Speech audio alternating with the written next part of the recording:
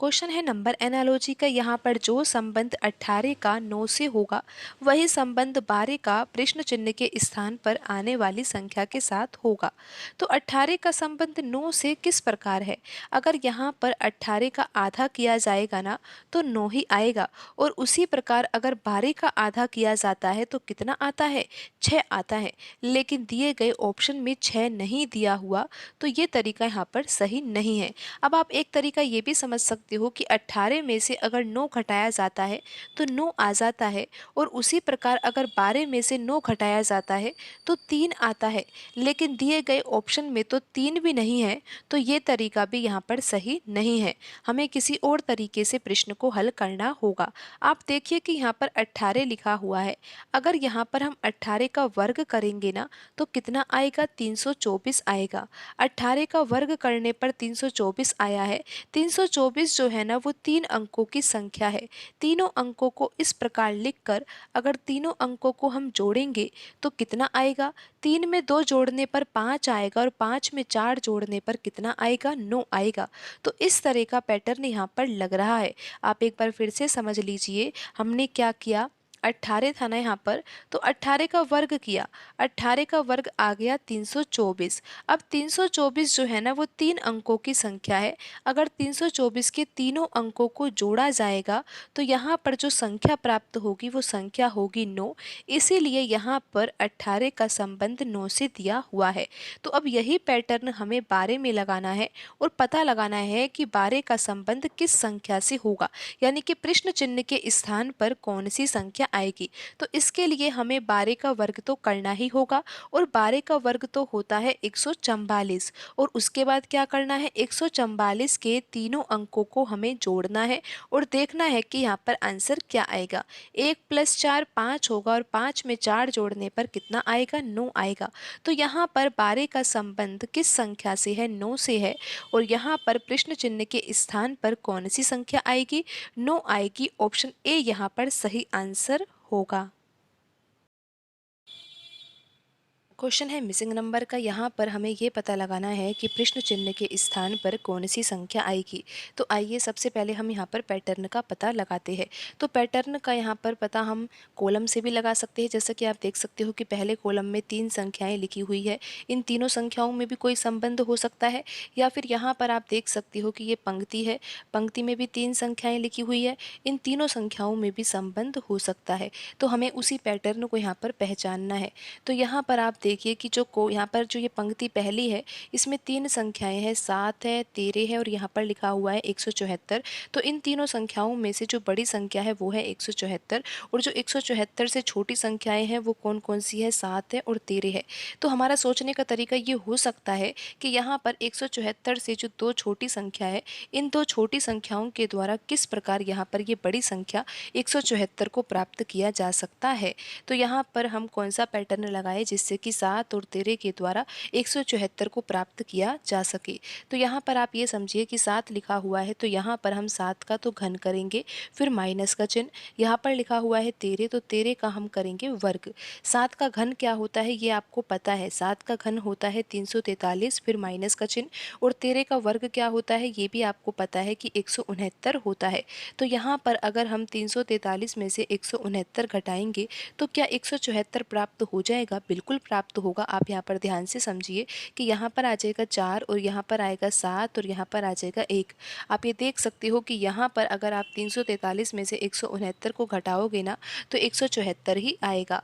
तो यहाँ पर आपने देखा कि 7 और 13 के द्वारा अगर हम यहाँ पर 7 का घन कर दे और माइनस यहाँ पर 13 का वर्ग करें तो 174 को प्राप्त किया जा सकता है। तो अब हम यहाँ पर ये जो दूसरी पंक्ति दी हुई है इस पंक्ति में यही पैटर्न लगाएंगे और ये देखेंगे कि 9 और 25 के द्वारा किस प्रकार 104 को प्राप्त किया जा रहा है। हम यहाँ पर यही पैटर्न लगाएंगे और ये जांच करेंगे कि ये पैटर्न सही है भी या नहीं। तो यहाँ पर अब आप ये देखिए कि यहाँ पर हमें क्या करना है, जैसे कि हमने यहाँ पर 7 का घन किया था तो यहाँ पर दूसरी पंक्ति में 9 लिखा हुआ है तो हम यहाँ पर 9 का घन करेंगे, फिर माइनस का चिन्ह। यहाँ पर 25 है तो 25 का हमें क्या करना होगा, वर्ग करना होगा। तो 9 का घन कितना होता है आपको पता है, 729 होता है, और 25 का वर्ग तो 625 होता है। अब यहाँ पर अगर आप 729 में से 625 घटाओगे तो 104 ही आएगा। आप देख सकते हो कि यहाँ पर जो ये तीसरी संख्या है ये 104 ही है। तो इस तरह से ये पैटर्न यहाँ पर सही है। अब हमें यही पैटर्न तीसरी पंक्ति में लिखी हुई संख्या में लगा देना चाहिए, जिससे कि हमें ये पता लगे कि प्रश्न चिन्ह के स्थान पर कौन सी संख्या आएगी। तो आइए अब हम यहाँ पर पैटर्न को लगा देते हैं। आपको पैटर्न तो समझ में आ ही गया है। करना क्या है, यहाँ पर 11 लिखा हुआ है ना, तो 11 का तो हमें घन करना है। फिर माइनस का चिन्ह, यहाँ पर लिखा हुआ है 30, 30 का हमें वर्ग करना है। 11 का घन आपको पता है 1331 होता है, और 30 का वर्ग भी तो आपको पता है ना कि 900 होता है। जब 1331 में से 900 घटाया जाएगा तो कितना आ जाएगा, 431 आ जाएगा। तो यहाँ पर प्रश्न चिन्ह के स्थान पर कौन सी संख्या आएगी, 431 आएगी। आप ये देख सकते हो कि यहाँ पर ऑप्शन बी में लिखा हुआ है 431, तो यही सही आंसर होगा। क्वेश्चन है मिसिंग नंबर का। यहाँ पर हमें पता लगाना है कि प्रश्न चिन्ह के स्थान पर दिए गए ऑप्शन में से कौन सी संख्या आएगी। तो आइए सबसे पहले तो हम यहाँ पर ये समझते हैं कि यहाँ पर पैटर्न कौन सा लग रहा है। तो आप यहाँ पर देखिए कि जो पहली पंक्ति है इसमें 3 संख्याएं लिखी हुई है, 8 है, 7 है, 41 है। तो यहाँ पर आप ये देख सकते हो कि 41 यहाँ पर इन तीनों संख्याओं में से बड़ी संख्या है। और यहाँ पर आप ये भी देखिए कि 8 और 7 जो यहाँ पर लिखा हुआ है ये 41 से छोटी संख्याएं हैं। तो हमें क्या करना चाहिए, यहाँ पर जो ये 8 है, 7 है, ये दो छोटी संख्या है 41 से।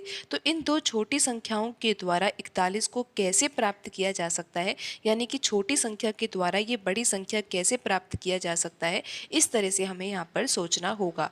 तो यहाँ पर हमें यही समझना है कि 8 और 7 के द्वारा 41 कैसे प्राप्त किया जा सकता है। तो इसके लिए हमें क्या करना चाहिए, यहाँ पर हम 8 गुणा 7 तो करेंगे ही, जिससे कि क्या आ जाएगा, 56 आ जाएगा। लेकिन 41 तो नहीं आया। 41 लाने के लिए हमें क्या करना होगा, 56 में से 15 घटाना होगा। जैसे ही हम 56 में से 15 घटाएंगे तो 41 आ जाएगा। लेकिन समझना तो ये है कि ये 15 कहाँ से आएगा। तो आपको क्या करना है, 8 गुणा 7 तो करना ही है, फिर यहाँ पर माइनस का चिन्ह लगाना है। और जिन दोनों अंकों का आपने गुणा किया है, यानी कि 8 और 7 का गुणा किया है, इन्हीं दोनों अंकों को आपको जोड़ना है। और यहाँ पर आपको क्या करना है, गुणनफल में से योगफल को घटा देना है। यानी कि दोनों अंकों का गुणनफल कितना आया, 56 आया। दोनों अंकों का योगफल कितना आया, 15 आया। गुणनफल में से योगफल को घटाएंगे तो कितना आ जाएगा, 41 आ जाएगा।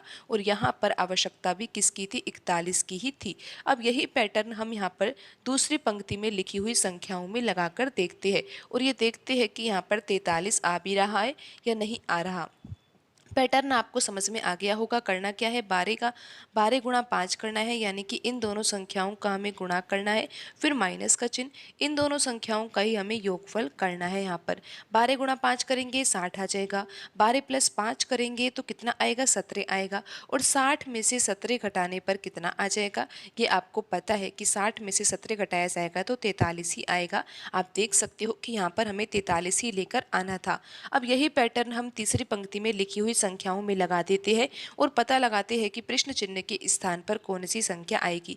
पैटर्न तो आपको समझ में आ ही गया है। करना क्या है, यहाँ पर दो संख्याएं दी हुई है, कौन कौन सी है, 10 है और 13 है। इन दोनों संख्याओं का ही तो हमें गुणा करना है, फिर माइनस का चिन्ह लगाना है और इन दोनों संख्याओं को हमें यहाँ पर जोड़ना है। तो 10 गुणा 13 तो कितना होता है, 130 होता है। और 10 प्लस 13 कितना होता है, ये आपको पता है कि 23 होता है। 130 में से अगर 23 घटाया जाता है ना, तो फिर कितना आ जाता है, 107 आ जाता है। तो यहाँ पर प्रश्न चिन्ह के स्थान पर कौन सी संख्या आएगी, 107 आएगी। आप ये देख सकती हो कि जो यहाँ पर ऑप्शन दिए हुए हैं उनमें से ऑप्शन बी यहाँ पर सही आंसर होगा। क्वेश्चन है मिसिंग नंबर का। यहाँ पर प्रश्न में 3 आकृतियाँ दी हुई है। आप देखिए कि जो तीसरी आकृति है उसमें प्रश्न चिन्ह दिया हुआ है। हमें पता लगाना है कि प्रश्न चिन्ह के स्थान पर कौन सी संख्या आएगी। तो आइए सबसे पहले तो हम यहाँ पर पैटर्न को समझते हैं। तो पैटर्न समझने के लिए पहली आकृति है, दूसरी आकृति है, इन दोनों आकृतियों में जो संख्याएं लिखी हुई है उनसे हम पैटर्न को समझेंगे। पैटर्न समझ में आ जाएगा, वही पैटर्न हम यहाँ पर तीसरी आकृति में लगाएंगे और फिर हमें पता लग जाएगा कि प्रश्न चिन्ह के स्थान पर कौन सी संख्या संख्या आएगी। तो आइए सबसे पहले तो हम पहली आकृति में जो संख्याएं लिखी हुई है उनमें क्या संबंध है यही समझते हैं। तो हमारा सोचने का तरीका ये होना चाहिए कि यहाँ पर बाहर 4 संख्याएं लिखी हुई है। आप समझिए कि यहाँ पर 5, 3, 6, 2 ये बाहर लिखी हुई संख्याएं हैं, आपको ऐसा मानना है। और इन्हीं चारों संख्याओं के बीच में एक संख्या लिखी हुई है 27। तो बाहर लिखी हुई चारों संख्याओं के द्वारा बीच में लिखी हुई संख्या 27 को हम कैसे प्राप्त कर सकते हैं, हमें इस तरीके से सोचना होगा। तो अगर हम बाहर लिखी हुई संख्याओं को जोड़ेंगे तो क्या 27 आ जाएगा? एक बार हम देख ही लेते हैं कि जोड़ने पर कितना आ रहा है। 5 में 3 जोड़ेंगे 8 आएगा, 8 में 6 जोड़ेंगे 14 आएगा, 14 में 2 जोड़ेंगे तो कितना आएगा? 16 आएगा।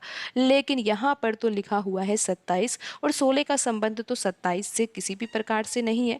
तो यहाँ पर हमें इस तरीके से तो प्रश्न हल करना नहीं है। फिर किस तरीके से प्रश्न हल होगा? तो आप ध्यान से देखिए कि यहाँ पर 5 लिखा हुआ है और यहाँ पर लिखा हुआ है 3। अगर आप 5 का गुणा 3 से करोगे ना, यानी कि 5 गुणा 3 करोगे तो क्या आएगा? 15 आएगा। फिर आप देखिए यहाँ पर 2 है और यहाँ पर 6 है। 2 गुणा 6 करेंगे तो कितना आ जाएगा? 12 आ जाएगा। फिर करना ही क्या है? यहाँ पर 15 लिखा हुआ है, यहाँ पर 12 लिखा हुआ है। 15 प्लस 12 करेंगे तो कितना आ जाएगा? 27 आ जाएगा। और आप ये देख ही सकते हो कि यहाँ पर बीच में लिखी हुई संख्या 27 है। तो इस तरह का यहाँ पर पैटर्न लग रहा है। लेकिन हमें अभी पैटर्न की जांच करनी होगी और जांच के लिए यहाँ पर दूसरी आकृति में लिखी हुई संख्याएं हैं। करना क्या है? यहाँ पर 9 लिखा हुआ है, यहाँ पर 5 है। तो 9 का गुणा हम 5 से करेंगे तो कितना आएगा? 45 आएगा। यहाँ पर 4 लिखा हुआ है, यहाँ पर 9 लिखा हुआ है। 4 का गुणा 9 से किया जाएगा तो कितना आएगा? 36 आएगा। और जब आप 45 यानी कि ये संख्या और ये संख्या को जब आप जोड़ोगे, यानी कि 45 में अगर 36 जोड़ोगे तो आपको जो संख्या प्राप्त होगी ना, वो संख्या होगी 81। और आप ये देख ही सकते हो कि यहाँ पर इन चारों संख्याओं के बीच में लिखी हुई संख्या 81 है। तो इस तरह का पैटर्न यहाँ पर लग रहा है। अब हम यही पैटर्न यहाँ पर तीसरी आकृति में लगा देते हैं और पता लगाते हैं कि यहाँ पर प्रश्न चिन्ह के स्थान पर कौन सी संख्या आएगी। तो पैटर्न तो हमें समझ में आ ही गया है। करना क्या है? यहाँ पर 8 है, यहाँ पर 4 है। इन दोनों संख्याओं का पहले तो हम गुणा करेंगे। 8 गुणा 4 करने पर 32 आ जाएगा। फिर आप देखिए यहाँ पर 3 है, यहाँ पर 8 है। इन दोनों संख्याओं का भी तो गुणा करना है। तो कितना आ जाएगा? यहाँ पर आ जाएगा 24। और जब हम 32 प्लस 24 करेंगे तो आंसर क्या आएगा? ये तो आपको पता है कि यहाँ पर जो आंसर आएगा वो क्या होगा? 56 होगा। लेकिन अभी हम ये तो देखें कि जो यहाँ पर दिए गए ऑप्शन है उसमें 56 लिखा भी हुआ है या नहीं। तो आप यहाँ पर देखिए कि जो यहाँ पर 4 ऑप्शन दिए हुए हैं उनमें 56 लिखा हुआ है और यहाँ पर ऑप्शन सी सही आंसर होगा। क्वेश्चन है नंबर सीरीज का। यहाँ पर प्रश्न में नंबर सीरीज दी हुई है। हमें पता लगाना है कि नंबर सीरीज में प्रश्नवाचक चिन्ह के स्थान पर कौन सी संख्या आएगी। तो आइए अब हम इस नंबर सीरीज में जो पैटर्न लग रहा है उस पैटर्न को समझते हैं। तो यहाँ पर आप देखिए कि 2 लिखा हुआ है और 2 के बाद अगली संख्या 3 है। तो हमें सबसे पहले तो यही समझना होगा ना कि 2 के द्वारा 3 कैसे आ सकता है। तो अगर यहाँ पर हम 2 में 1 का गुणा कर दें और 1 ही जोड़ दे तो यहाँ पर कितना आएगा? 2 गुणा 1 कितना होता है? 2 ही होता है और 2 में 1 जोड़ दिया जाएगा तो 3 आ जाएगा। तो इस प्रकार 2 के द्वारा 3 को प्राप्त किया जा सकता है।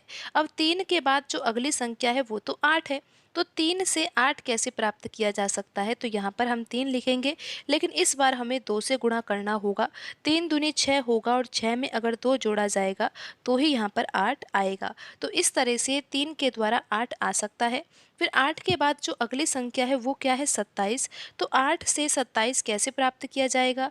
अगर हम यहाँ पर 8 में किसका गुणा करें? 3 का, और प्लस यहाँ पर हम क्या करें? 3। तो कितना आएगा?